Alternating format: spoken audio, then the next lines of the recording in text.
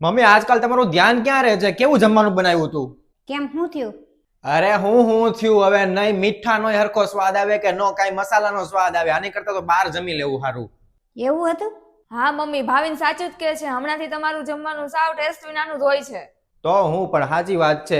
અને ગઈકાલે તો કેવું થયું તું, મારી ઓફિસમાં હું ટિફિન લઈને ગયો ને, મેં ટિફિન ખોલ્યું, મેં જોયું, મેં કીધું કે આવું તો જમવાનું કાંઈ હોતું હોય છે? મારા ઓફિસના બધા જે મારા મિત્રો છે કેવું સારું સારું ટેસ્ટી જમવાનું લઈને આવે છે, અને મારામાં કાંઈ નહીં, બધું જ આવવા દીધું મેં ડસ્ટબિનમાં. હવે આ ટિફિન ન ભરતા હું બહાર જમી લઈશ. હું જાઉં છું ઓફિસે. મનીષા, આજ તારે ઓફિસમાં કેવું રહ્યું? વાળું તારો પ્રમોશનની કંઈક વાત થતી હતી ને? અરે શું કહું, જ્યારે મારે પ્રમોશનની વાત આવે ને ત્યારે મારા સાહેબને ખબર ને ક્યાંક તો કમી કાઢે જ તે કામમાં. આ લ્યો, તમે આવ્યા ની પહેલા જ મેં ચા બનાવી નાખી હતી બેય માટે. લ્યો. હવે એક કામ કર, તું તારા કામ ઉપર ધ્યાન દે, એ બધું જવા દે, એ બધું ઇગ્નોર કરો.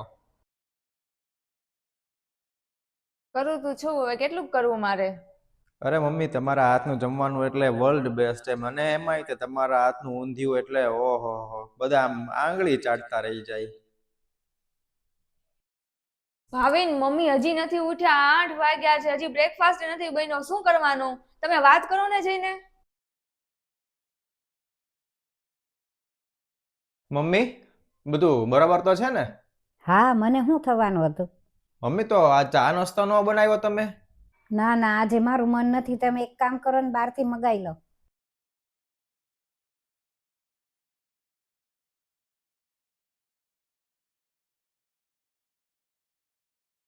મમ્મી, જમવાનું નથી બનાવ્યું? ના ના, મેં નથી બનાવ્યું. તમે બનાવી નાખો ને. કાંઈ વાંધો નહીં, હું તને મદદ કરું. હાલ. લ્યો મમ્મી જમવાનું. કેવું ખરાબ હાવ જમવાનું બનાવ્યું છે. જો તો ખરી, ન બનાવતા આવડતું હોય તો ન બનાવાય. આમાં નથી કાંઈ મીઠું હરખું, નથી મસાલો હરખો, કાંઈ ખબર જ નથી પડતી. અરે મમ્મી, કેટલી મહેનતથી અમે જમવાનું બનાવ્યું છે. એક તો ઓફિસેથી આવ્યા, આટલી મહેનતથી બનાવ્યું. થોડું ઘણું રહી ગયું હોય તો એમાં શું થઈ ગયું? જમી લેવાય.